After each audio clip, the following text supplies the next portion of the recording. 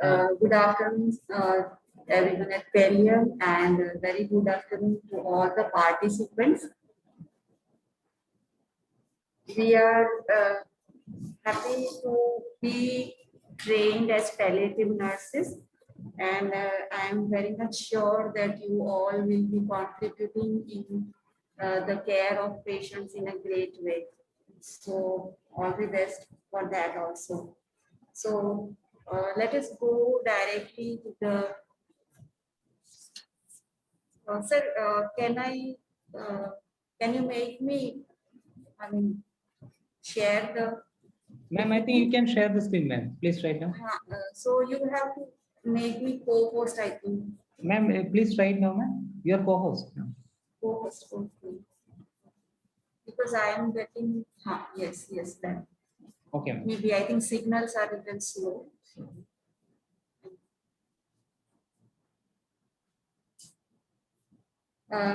Yes, so we as nurses, we know the definition of the bed sore, right? So let me revise again. Some of the things are just revision and how we look at it from the palliative care point of view that we will be adding.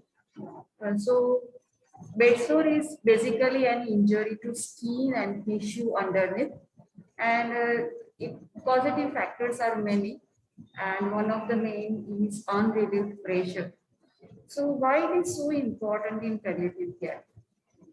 In palliative care, we see many patients uh, who are in debilitated condition. Okay. Many factors are there, and our main aim is to give maximum comfort to the patient. Okay. So when the patient is having bed sore, we can't think of that patient is having comfort. He won't be in comfort at all. So the very nature of palliative care patients are very much liable to cause the bed sore. Okay, so let us see one by one. First one is pressure. Okay, so only it is said that it is only takes 6 hours to start pressure sore. Okay, but have you ever thought how long it takes to heal such a sore? Okay, very difficult. Uh, Also, there is another thing about the pressure, that the major cause of discomfort or pressure of 70 mm of Hg for more than 2 hours can cause tissue destruction. So when the patients are lying down in such condition or sitting in such a position, so that there is lot of pressure, so that is one of the major cause. Second is friction. Okay, so it can cause abrasion of stratum corneum when the skin rubs against clothing or bedding, you can say. Okay, so many times we tend to pull bed sheet under the patient while changing, say, bed linen during our daily care, or when relatives, mainly the patients will be at home, they would like to be taken care of at their home. So when the relatives are not trained properly, they can cause damage in a very great way. Same way, say for example, we are giving bedpan and removing bedpan. So that can also cause problems. Plus, wrinkles are always there when the patient is in the bed. Okay, so these are some of the friction problems. Another one is shear force. What is it? It is the force that is caused parallel to skin. Okay, when two surfaces move in opposite direction. See, for example, when we are placing the patient in upright position, okay, and when the patient is lying in this position, it is very easy for him to slide down. Okay, so this is what is made by shear force. There are many others also. Here are some of the risk factors for our patients who are prone to develop bed sore. We say, for example, it is impaired sensory perception. The patient is not able to identify what is hurting him. He is not able to tell you that verbally, and we are unable to remove the cause. Similarly, impaired physical mobility. The patient himself is not able to change position. So he is unable to do anything. He is totally dependent on the caregiver. Altered level of consciousness. So here also there is lot of problems.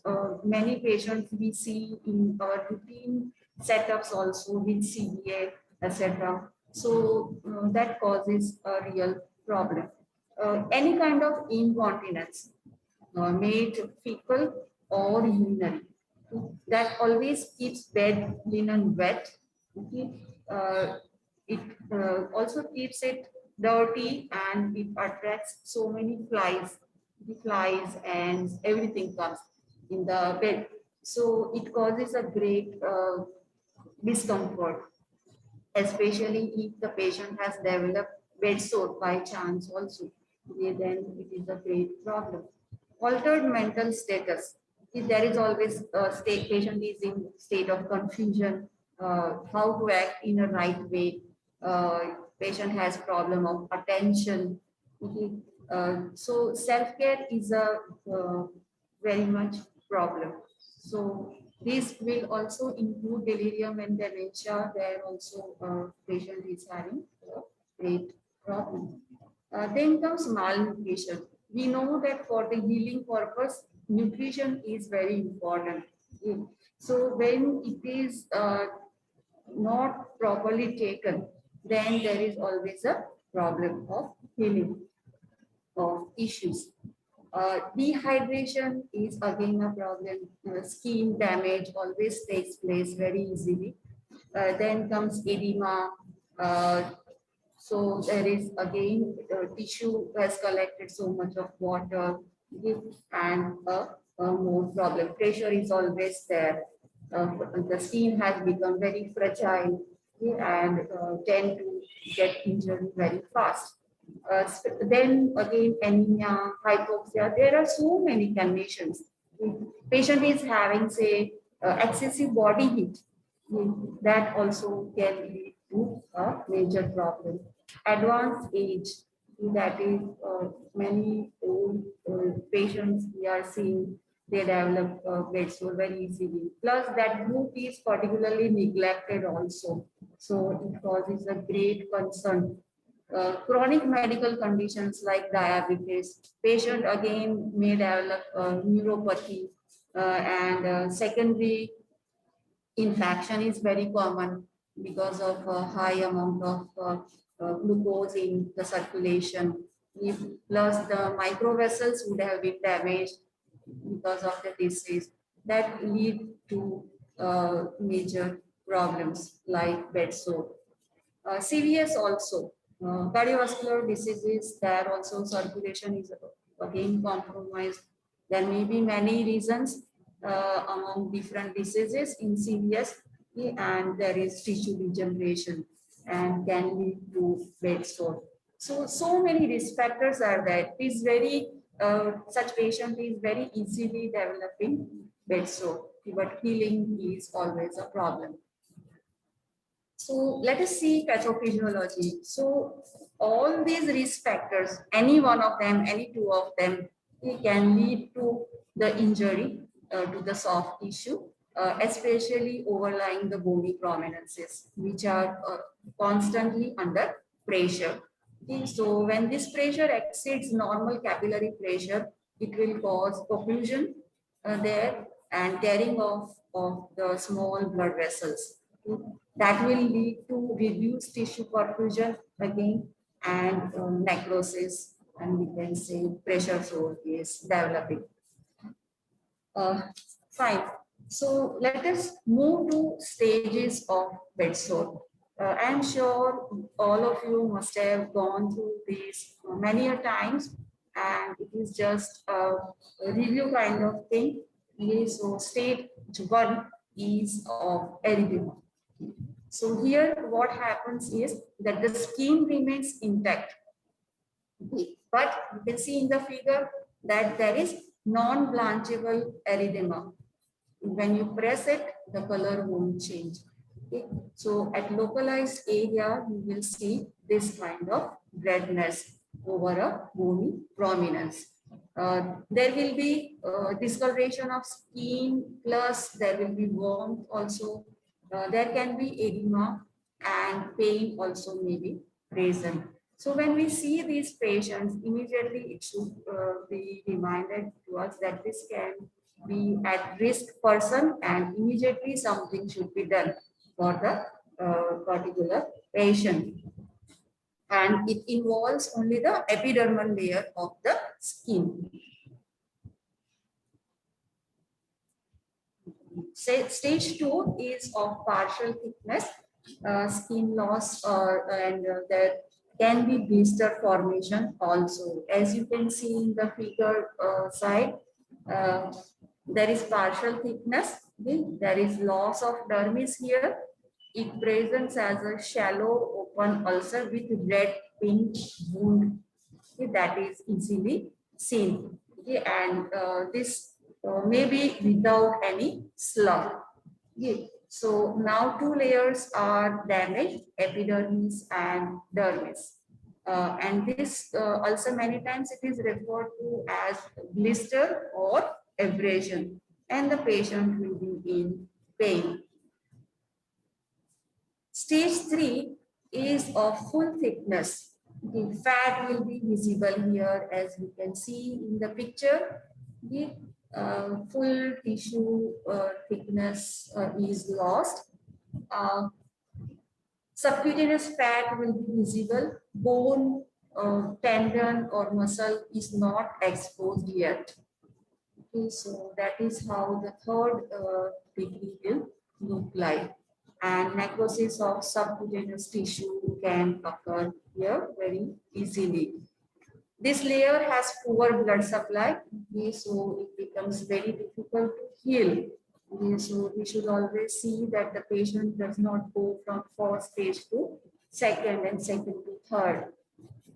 Stage 4 is full thickness loss.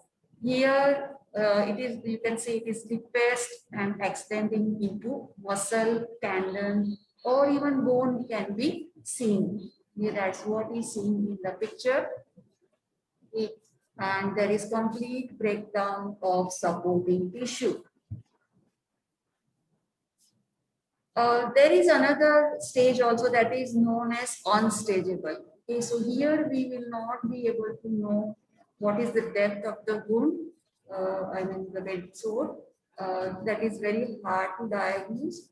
Okay, many times the bottom of the wound is covered by slough or eschar.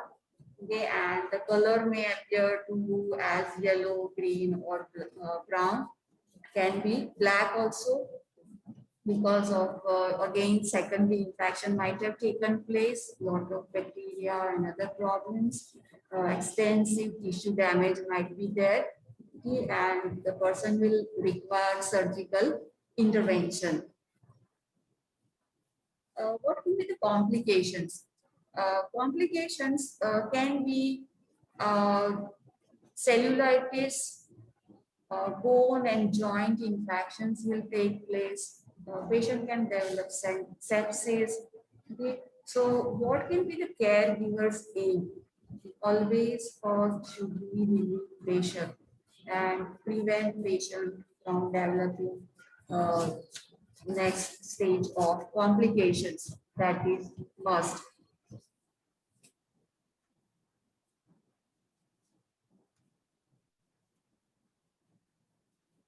So let us move to the common care of the skin, because that's what will lead us in the prevention of bed sore. So hygiene, if you see, then what should be done in hygiene? There is always a problem of a good bath. What is good bath? So nurse should always, when she is taking care in the palliative setup, always keep the caretaker also along with you. Many times there may be a problem that the caretaker is not able to do again. Maybe, say for example, old age lady is there and she is bedridden and her husband has to give care. Okay. Now, husband is also uh, aging. So there is always a problem that regular scheme care is an issue. Nowadays, what happens that always the families are nuclear family. The children would be away. So hardly anybody at home who can take care of such ailing person. So good bath is all that is essential because we know that we can see the condition of the skin and what changes have taken place. Any skin changes is there, then we can always come to know. Plus, you are providing active and passive exercises by giving birth, right? That we have seen in the aims and purposes of giving bed bath. So all those good precautions can be taught to patients, caretaker. That is very essential. When we are giving bath to the patient, always remember that the soap should not be very strong. That is important because strong soaps has bad chemicals which can create a problem for the skin. And always pay attention to groin, popliteal region, underarms, wherever the creases are. We should always teach the carer how to take care of them. Okay? And after giving bath, it should be pet drying is important, not harsh rubbing drying. And then after you can apply not the talcum powder, but some moisturizer that we will see in further slides also. Changing of position every 2 hours is very important. Right? How to do, why to do that we should know. When we are changing position at that time also supporting body parts is important with the help of soft pillows, or if the pillows are not available they can use old clothes also that can be kept between the joints like say in sideline position between two knees. Okay? So that should be taken care of. Wrinkle-free bed is very important. It is very difficult to keep the bed linen always wrinkle-free because patient will be always lying in the most of the time I should say in the bed. Okay. So wrinkles are bound to happen when patient is able to turn himself. So and while removing wrinkles, we should always see that not to pull the bed sheet very forcefully because it will again cause a friction. So it should be done in that way. How to move the patient? Ideally, we should use some say draw sheet or something even for turning the patient. Because at home we can use a bed sheet itself to turn the patient, okay, so that there is less problem and all the parts are turned at a time. Many times one by one part turning is becoming a problem. Patient is very uncomfortable in such conditions. Always three persons will not be available like in hospital. Okay. So at home, how to turn the patient, we can teach patient with the help of and caregiver with the help of bed sheet. Avoiding shear and friction, that means of regular inspection of pressure points is also very important. So all the pressure points, bony prominences should be told to the relative where he should take precautions. Here we can see that skin should be kept supple. Yes, so talcum powder, we have learned that okay, talcum powder should be uh, used after giving bath, after drying the skin after bath. But in palliative care, we don't use talcum powder. Instead, we use moisturizer. Uh, Skin moisturizer, how much to use is also a question. Okay, so it should not be too much, like what you are amount which you are applying in, say for example, in winter season will not be the same what you are applying in dry season. Okay, so we should always see how much to use. Okay, but to keep the skin supple, moisturize always. Okay, so not necessary that the person has to use all fancy products. Even simple coconut oil will also do, or simple petroleum jelly will also be okay. We should always look at the economic condition of the patient also. And those who require palliative care, most of them are from this low socioeconomic condition. Uh, Turning here, you can see, right, with the one person, but the person should be trained in such a way that the body movement is together. That is the main thing, especially when the person is injured or person is having CDA and all, it becomes a real problem. Along with this, the patient should also receive regular physiotherapy.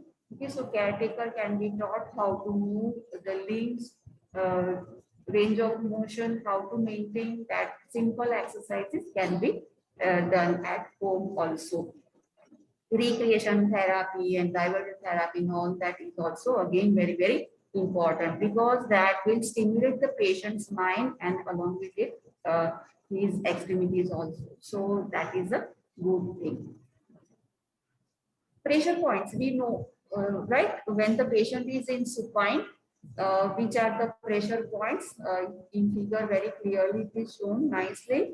Right, sideline position, which are the pressure points? Here also we can see, right? And um, on when the patient is on the prone position, okay, there also we can see which are the common pressure points. Okay, so a special attention should be given to all these points. Okay. And it is believed that and it is proved also that when the position is changed frequently, minimum 2 hourly, okay, and once in a night, not to disturb the patient when the patient is nicely sleeping. Okay, but daytime maximum we should do that. Many times it happens that it is forgotten totally. So when patient can do himself, make him independent. That is also very essential. That okay, he will be fine thinking that okay, I can change position myself. Okay, so he will be happy to do that. When he is sitting in one position all the time, say for example, in the chair, you have put the patient, or the patient is in the wheelchair. So at that time also some movement in the chair is important. It is said that every 15 minutes some movement should be there. Yes, because here also you can see in the picture, shoulder blade is affected, sacrum where maximum pressure will be there, and the popliteal region, right? Ischial tuberosity is there, feet at their heel position. Okay, so these points also should not be forgotten. We think that when the patient is put in sitting position, it's fine. Yeah. But even if we at normal condition, normal health, if we sit for a long time in one posture, you must have felt the tiredness and plus pressure, right? So you can imagine the condition of a patient who is totally dependent on me. Okay, so putting the patient in sitting position and running away is not a good idea. Okay, so what other things to be remembered in skin care? Gentle massaging should be done. Okay? Avoid pressure points. Okay? And of course, not to massage on pressure sore. Passive stretching of each joint 10 times at least twice a day should be a good idea. It will prevent atrophy and contracture and also deep vein thrombosis. Positioning with pillows and that we already discussed, and padding of the prominences for protection with help of soft clothes. That is also good. All these fancy bed and are available in the hospital, okay, but at home these things are not there. Of course, nowadays many in the high economic area and good families, many are keeping this type of beds at home also. Okay. But for patients who are in poor socioeconomic conditions, just air mattress is also not possible for them. Not they are not affordable. But there is always a solution. Many institutes are there, NGOs are there who give such things at nominal rate. Some of them are distributing at no cost also. These, some of them are available on donation also. So we should know the agencies which are providing this. Okay. But this also is not final solution. Always there should be change of position and watchful eyes over the bony parts is very, very essential, even if the person is put on the air mattress. Okay. Uh, Fine. So, with proper treatment, most of the sores are able to heal. Okay. But healing will depend on many factors like general health of the patient, whether patient is taking adequate diet, is not malnourished. Okay. That's what is seen in our patient palliative care setting. Malnutrition is many times prevalent. Then relieving pressure on the sore and careful cleaning and dressing of the sore is also essential. So what will you do if at all the pressure sore develops? First, it should be irrigated nicely, cleaned nicely with the help of normal saline. In palliative care, we hardly use betadine for cleaning purpose. Always normal saline is the best. And when the patient is at home, we can teach the carer how to make normal saline at home. You might have come across the formula, say 1 liter of water, clean water. You have to add 1 teaspoon and boil it for some time and preserve the water in clean bottle. That will be good normal saline solution which can be used for many things. Not to use H2O2 and betadine. Remove dead tissue and scabs. That is important because if you want to apply any medicine or for secondary infection, say, then removal of dead tissue is a main thing. Then only the medicine will reach to the affected tissues and healing can take place. Use moist dressing material.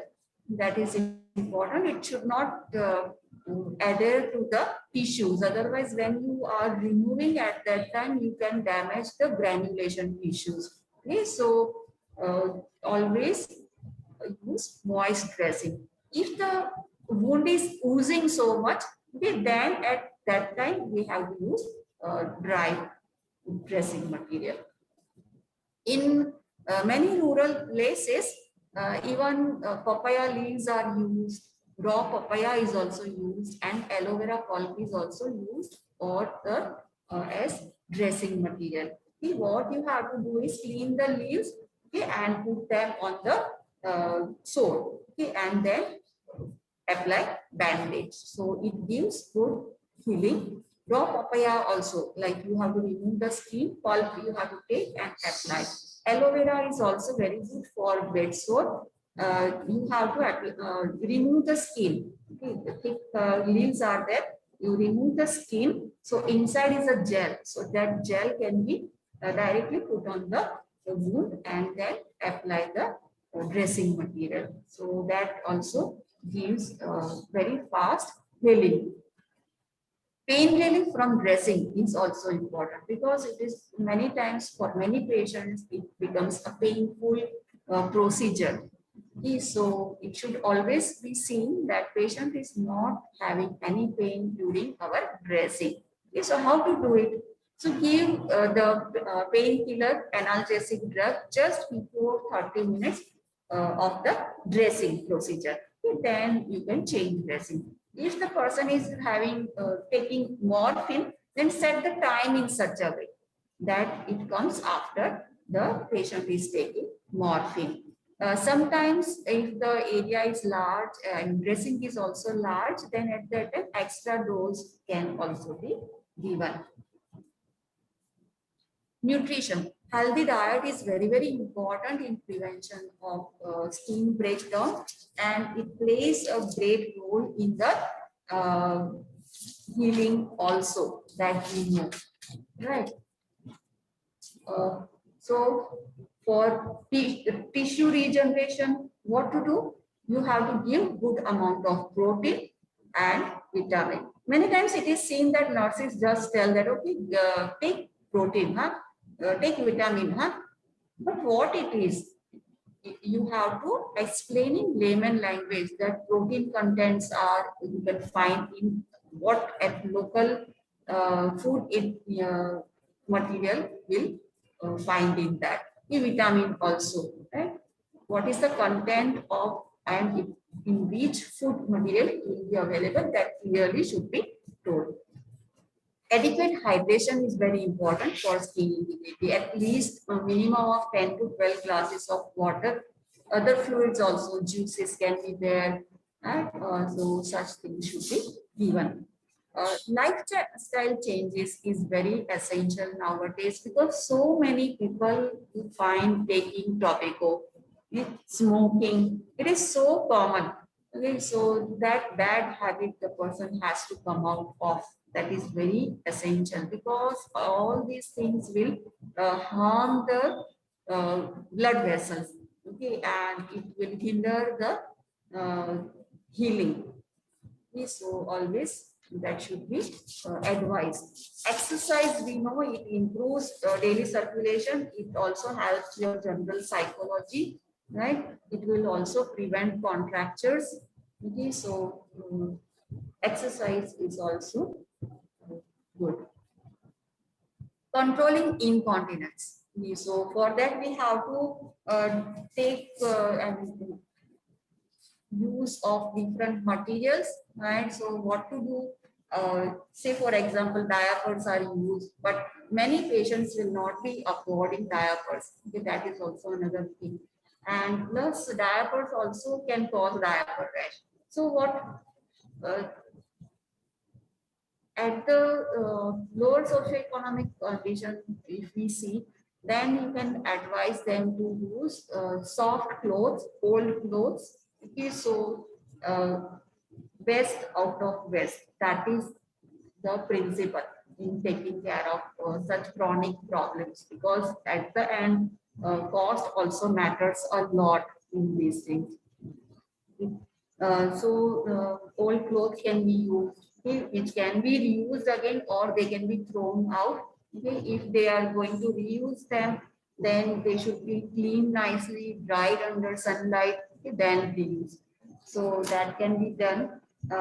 If the patient is on catheter, then we know that rubber catheter should be changed every month. Okay, at least once in a month. It is said 21 days, but generally we change once in a month. Okay, and if the silicone catheter is there, it should be changed once in 3 months. Okay, but all cannot afford that, so we have to be really careful. When the patient is developing any secondary infection, at that time antibiotics will be there.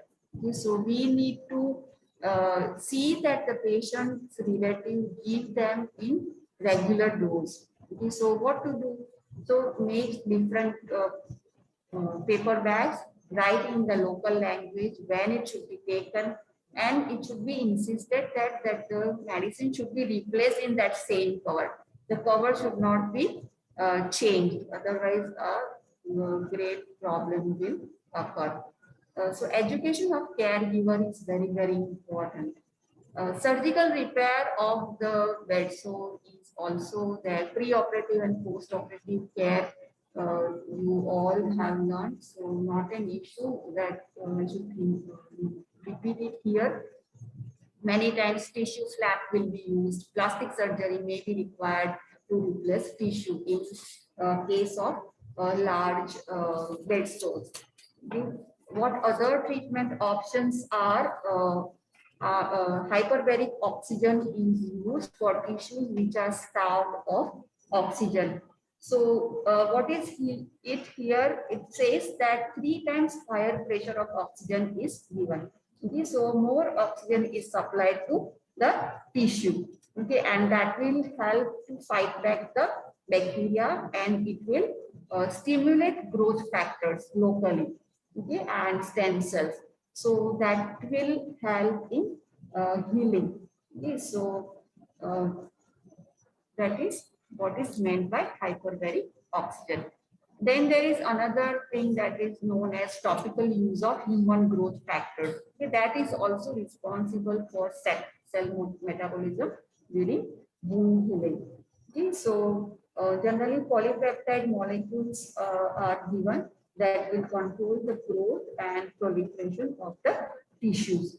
Okay, and that will help in the wound healing. So these are the, final things. Okay, but what is our responsibility is prevention of bed sore itself.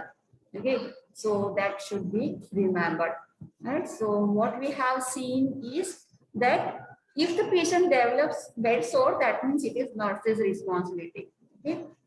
If it develops in the case of palliative care, then we have somewhere we are not able to teach the patient carer.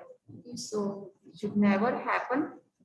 Very bad patient is put up in very bad position when he develops a small sore and then it goes on increasing. So always check for all the predisposing factors for bed sore development. Skin condition should be checked at least twice a day.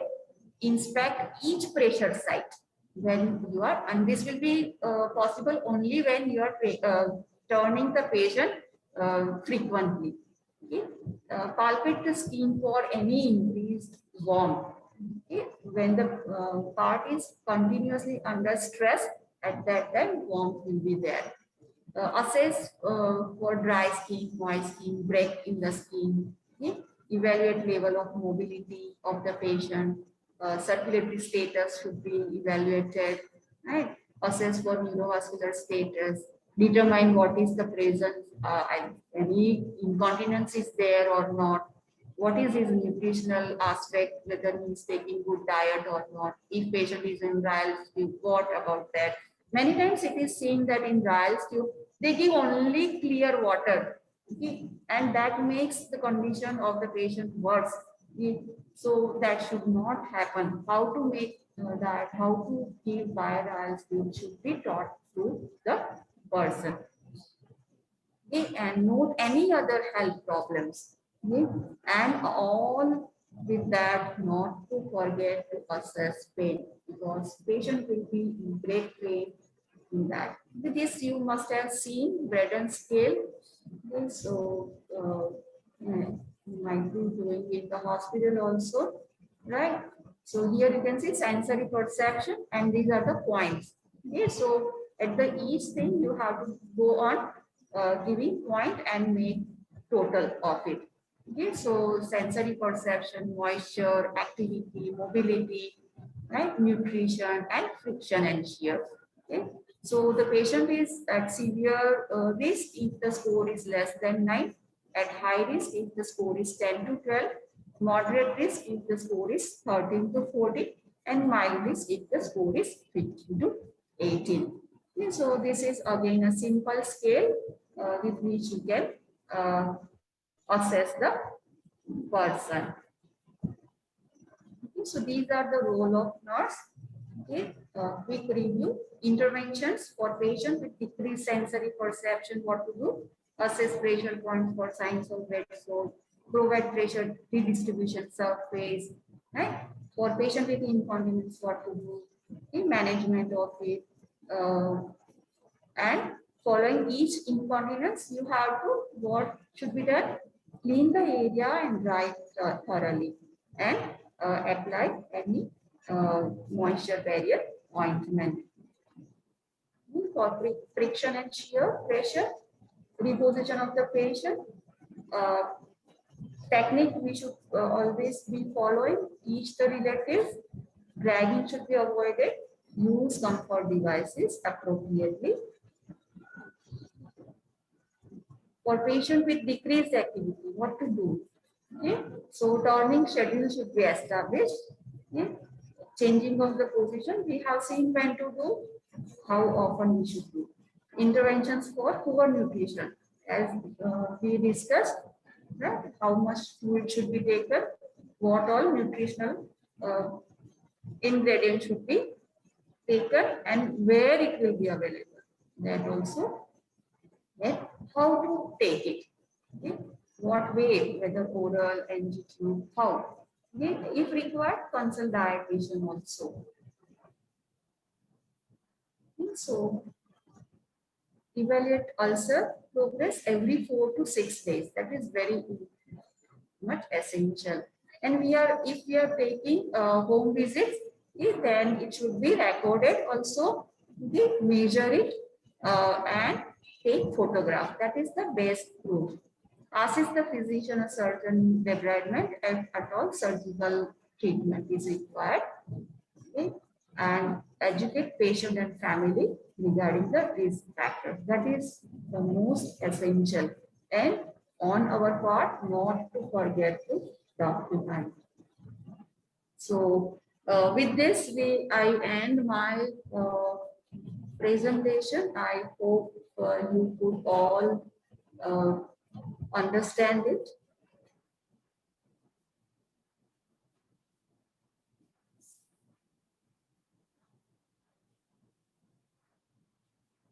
It was very long, sir. I think I took so much of time.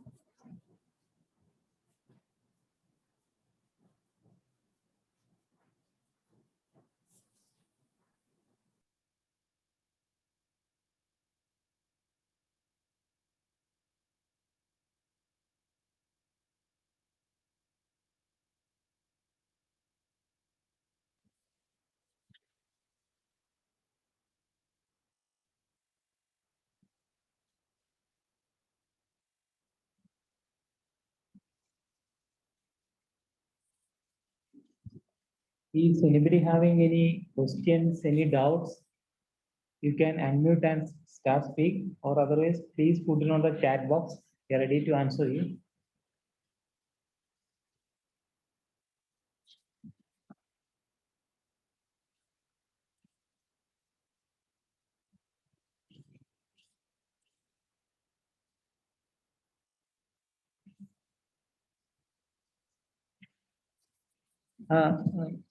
Anna ma'am? Ma'am, there is a question from Sister Shelby.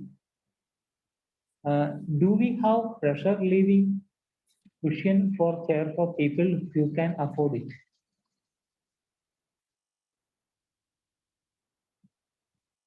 Ma'am, you are unmuted, ma'am. You are unmuted. We can hear you. Sorry, sorry. Okay. We can use a good amount of soft clothes, or we can use even the Dunlop and that kind of cushion in the bottom also and back also. That can be done, and it should come till the shoulder level. That is important, because in our common chairs, what happens, the back part is not properly supported. So support of the back is also very important. Okay, so the curvature of the back becomes a problem. So good amount of support of each part of back is very, very important.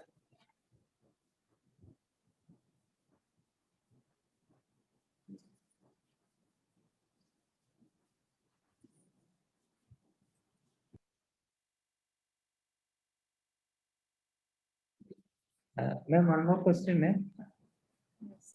From Sister Shelby, do we have morphine plate available for localized pain from pressure sore?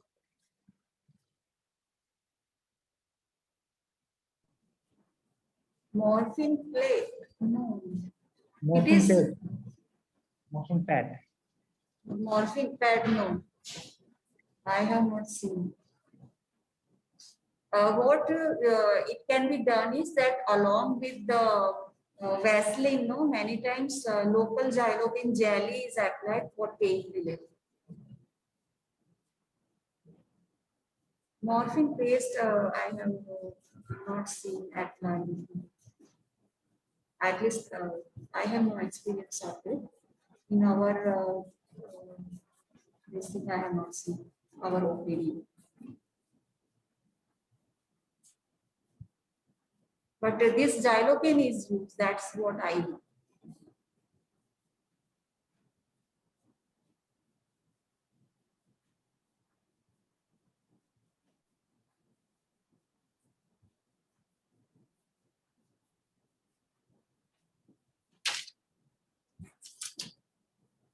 Any other question?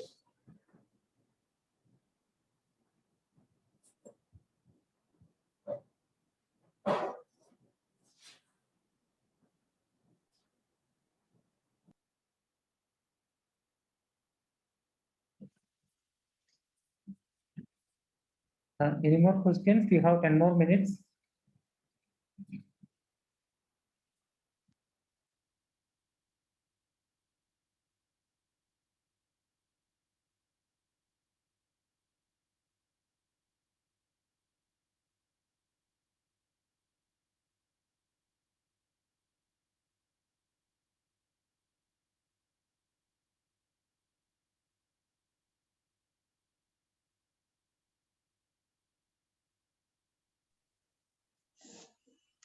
Hello.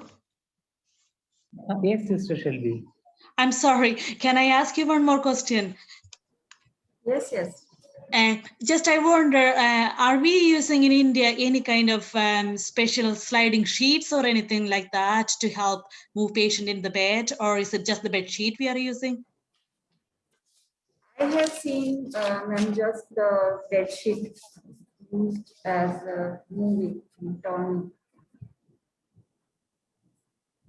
Okay. The only reason I asked is that in my working place, I know it is abroad, but the thing is, I don't think it is costly at all. It is a cheap thing, but it has more polyester content in it, and it is very easy to use, and it slides much better than the cotton materials. So I don't think it is expensive. I don't know the cost of it, but I don't think it is expensive at all. But I was thinking that, like, you know, something similar that if we can develop in India, it will be very helpful for people because it slides very, very easily in the bed. Yeah, and it will be very handy for the people who are handling the patient. Thank you for sharing.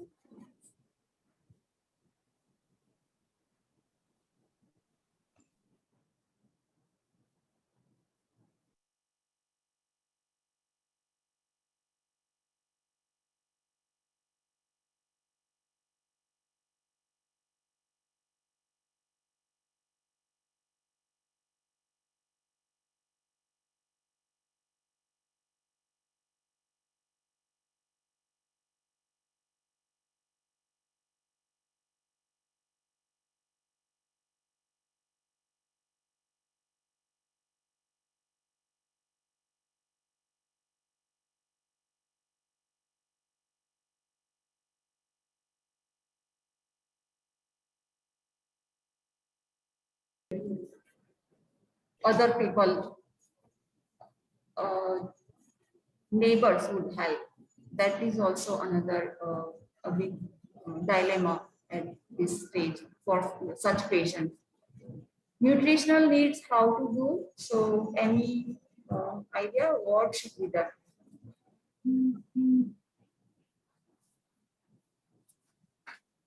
Patient, of course, won't be able to take orally. So, with help of feeding tube, it can be managed. Again, teaching the relatives what to give, how to give is a big thing. And no one came forward for the person at the time of paying the bills. This is again a very poor thing. For hospital is a loss, but for the patient and relatives it is a big financial burden that is there. Many times in our hospital, what is done is that we have a fund which help such patients, okay, and plus if the patient amount goes beyond it, then on and off the management puts up advertisement with story of the patient on the campus, okay, that this patient is admitted on this is the approximate cost of any surgery or any treatment, and we require donation. So on campus, many staff they donate for such patients, and some of the cost is bear by the hospital management, and in that way we manage. I'm sure all will have some or the other story like this in your setup also. Anyone?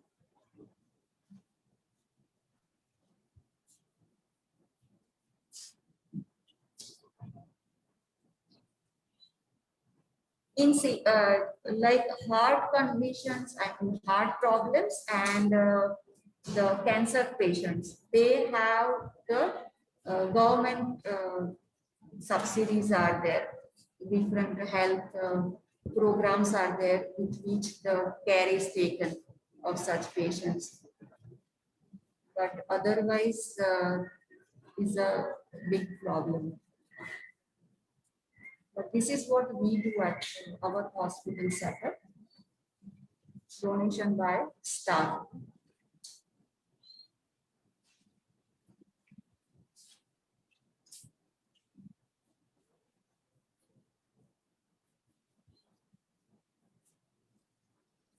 Any other input from the other participants?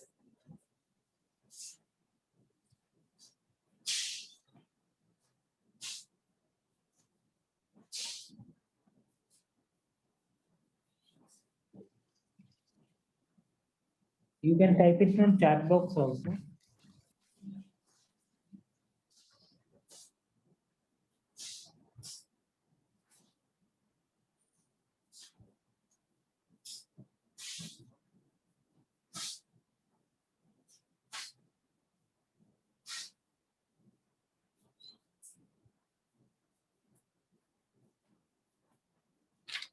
At Palium also, sir, we have that social, that is completely on the funds that is dependent, right?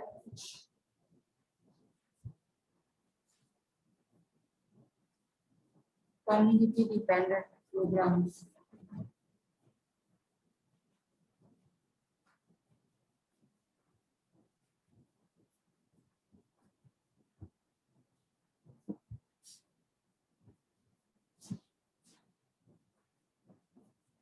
End stage problems are plenty, and we can't give a certificate that on this day patient is going to die. So it is written, right? It is all in God's hands.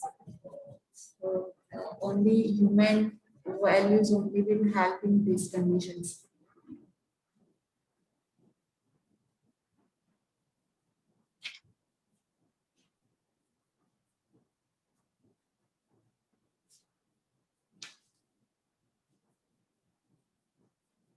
And values are there. Many places in COVID condition also we have seen people come out and help. Some give food, some give water bottles, some give juices. Not only to the waiting ambulances, but also to the healthcare professionals.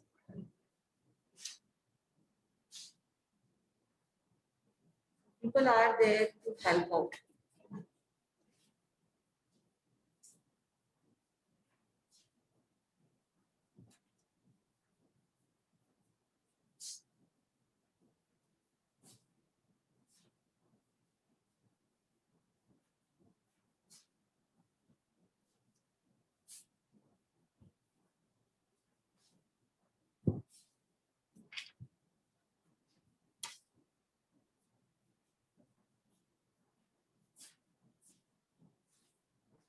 You can share in chat box also if you have any other things which are going on in your setups. You can write down in chat box also. Or what are your thoughts? Everyone has to participate, then only it is meaningful. Right? Everyone learn from each other. No? That is very, that is the main core of this palliative care courses. Each one of us have to learn from each other. With some good point we have to pick from one corner of the country, another from another corner of the country, like that. So we all are in, and our country is very much behind in the palliative care, providing palliative care. So all those who are taking training, we have to strengthen ourselves, take it up and make it available for many people. That is possible only if we share our ideas, our thoughts, how we can improve. That's what. Of course, now government has under NRHM program, they have taken up this palliative care also. But unless we try to do something, it won't be fruitful.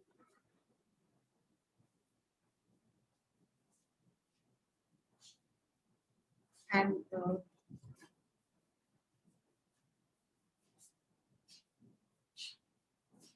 that's good.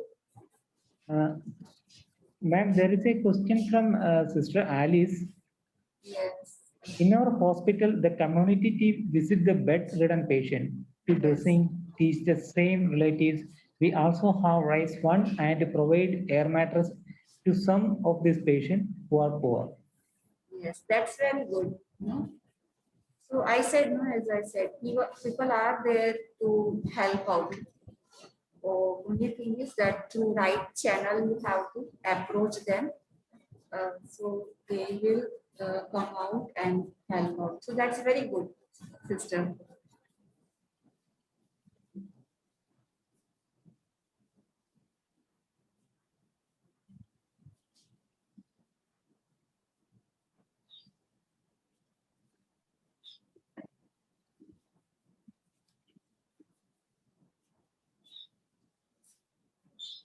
Yes, anyone else?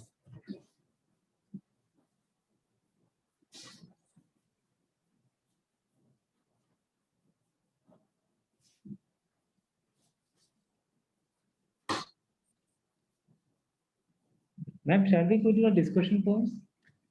Yes, sir.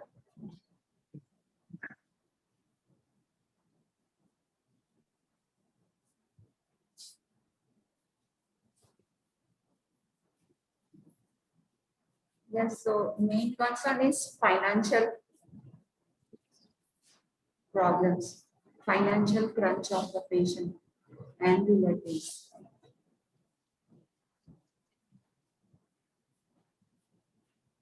Then there are also other things, sir, like people who are having BPL card, below poverty line cards they have. So many hospitals, they provide such and low billing. Many hospitals are officially under the list of the government.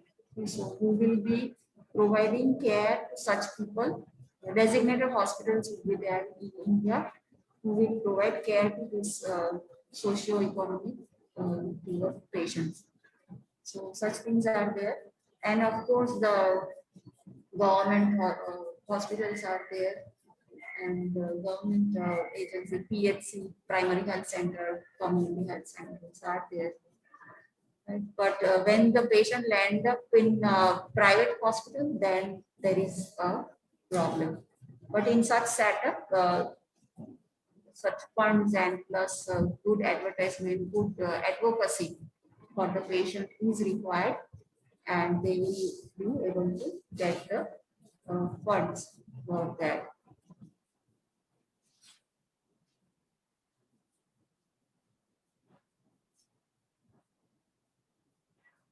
When the family members are not concerned with for the patient, many times such patients land up in the hospital and they die in hospital. So there is that is a pity situation there.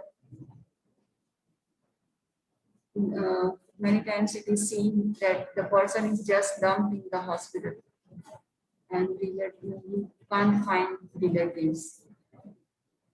But there also good Samaritans come and help out in the last rites of the person. That is also many stories do appear.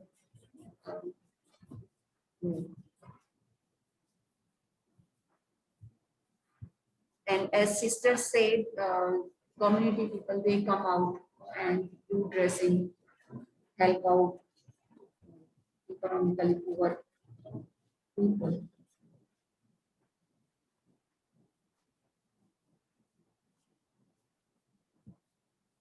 Anyone else to share?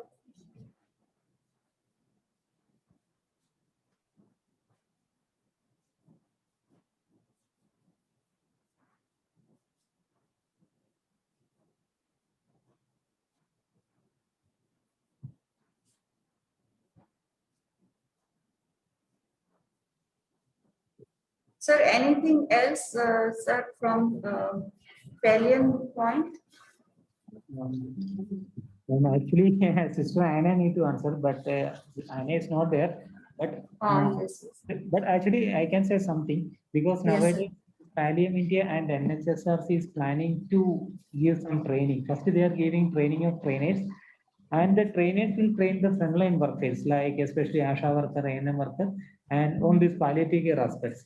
And they can, again, they can do some kind of dressing and they can mobilize the patient from their home or community to the nearby PSC or CHC. That kind of process going on. Especially, this is on the process. Now the TOT is going on, but it will take time. At the same time, also our parliament are doing the same thing because from the community we are finding the patient, doing dressing, and sometimes we are doing the admission here. And ma'am, for the first discussion point, ma'am, I think some government insurance policies are there to help the patient. Some district, some states having different from the policies, they vary from the policies. But I think all over India we have the same policies provided by the government. Yes, some of the other policy is there to help out people, but the population is so large, and many times they don't know where to go and how to get that fund. So we have to guide in that way, that how they get. Many people here in our institute also, many times they come, they don't know where to approach. They will be very poor, but they don't know where to approach to get such benefits. So Yeah. there we have to guide them that from where you will get forms, and we have to help them in filling forms also, because many are illiterate, so that problem is always there. So here in our hospital also we find such people, but these things are done, so they get benefit from the government. And of course, home care teams would be there. So if there in Valium you have very good that system. I liked it so much when I was there for training. So that is very good. Home care is very good. Regular home care is the best, I would say.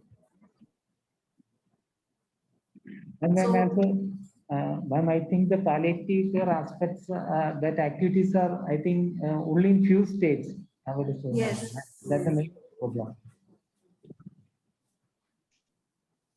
That point I like in Kerala so much. Mm. Here also we do provide home care, but ours is a trust hospital. It is I mean, self-employed thing, private thing, big setup, tertiary setup. But we have, I mean, paid home visits. So if we go through the hospital, then the person has to pay. But there is another program running side by the hospital is extension program. That is what is called, and they have at local, they have adopted certain villages around our hospital, and the teams will go there, and they will, I mean, teach the uh, some learned person, no, who is interested in this kind of thing. So social workers, you can say.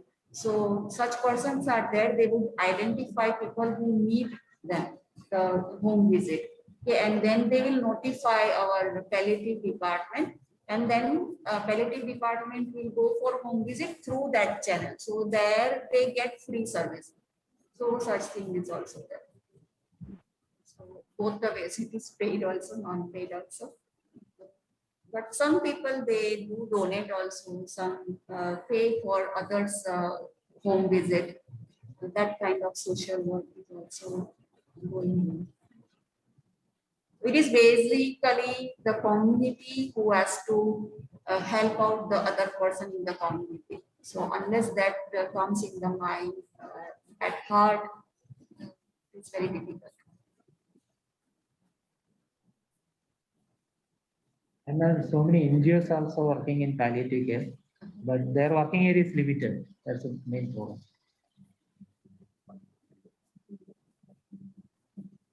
Is there any question, any suggestion?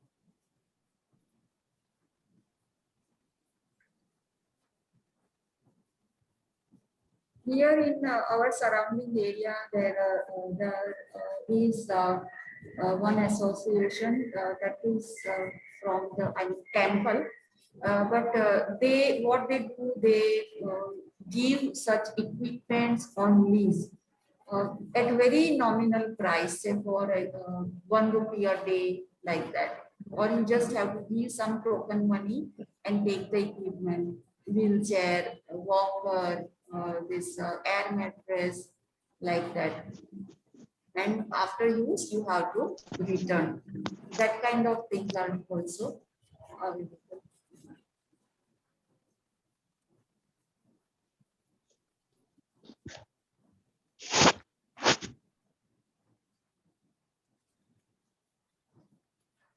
So all the participants have to think in that direction also, how in your area you will develop this. That is also another. Then only we can reach out to each and every needy person for palliative care.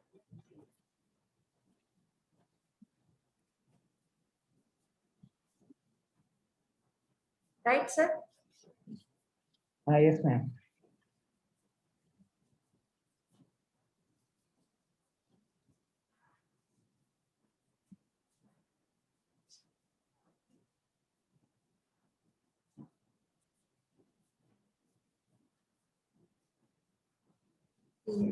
Thank you everyone for Mm. your support and good hearing. We had good discussion also. I think, sir, you will be giving them the feedback form, right? Yes, ma'am. So, shall I leave that? Yes, ma'am, yes, ma'am. If You you can have- leave, ma'am. Okay, thank you, ma'am. Thank you for an excellent Okay, presentation, ma'am. thank you, my Okay. pleasure. Thank you, everyone. We are winding up the session and now we share the feedback link. Please do it now. It's a request.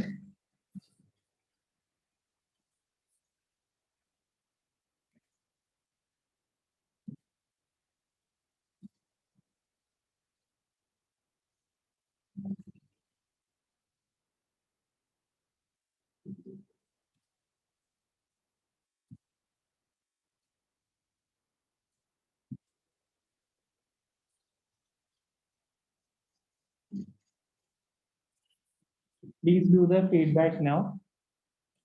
And thank you, everyone. We are winding up the session. See you next week with the same topic, that wound management second part.